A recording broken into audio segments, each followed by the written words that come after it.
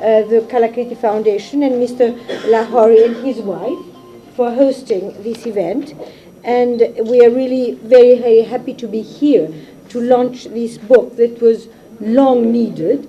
And finally, Marika Sardar, who is a Hyderabadi herself, but who has lived in New York and studied and did all her research in New York, has finally written this book, which the Deccan Heritage Foundation has published.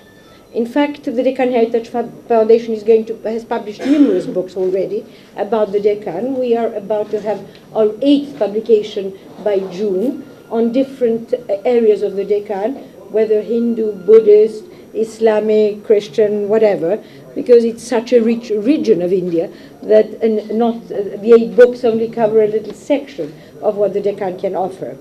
I also would like to say how happy we are that Srimati Kavita is here with us, because her interests in culture are well known. So we are really honored to have you here. I am sorry Marika is not with us today. Unfortunately, she is presently the curator of the Islamic department in San Diego, California, and has worked and did her thesis on the Qutb Shahis of the Deccan, especially Golconda. And I'm grateful to her for making available her knowledge and expertise to a wider public.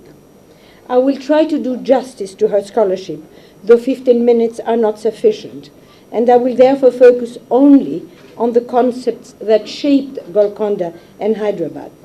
The work for this guidebook was sponsored by the Deccan Heritage Foundation, and we are really very happy that we are able to present her work to Hyderabad and Golconda today.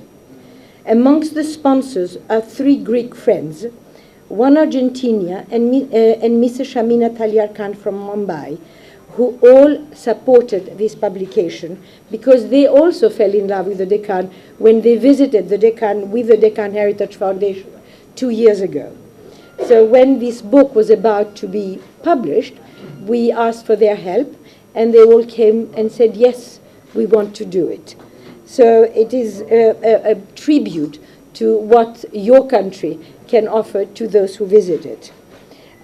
Amongst the projects of the foundation, which by now has 3 sister organizations, one in London, one in India, and one in the US, is of course educational programs, and the guidebooks fall within that context. As I mentioned earlier, we're about to publish our 8th guidebook. I think some of them, you will find them at the entrance at the Kalakriti Foundation, and they will have, I think, the guidebooks from now on, so you can purchase them whenever you feel like it. Millennium and Muslim millennial messianic claims reverberated throughout the subcontinent and Asia from about the second half of the 15th century, mingling political and spiritual claims, and these were also felt in Hyderabad. Muhammad Quli Qutb Shah positioned his sacred kingship in the Axis Mundi, allegorized by the Charminar built in 1591. It is then that the Asafjahi rulers married the daughters of the Caliph, the Ottoman Sultan of Istanbul, thus claiming their primacy in the Islamic world. As the Deccani culture was always inclusive, the Asafjahis, who were Sunnis, also paid tribute,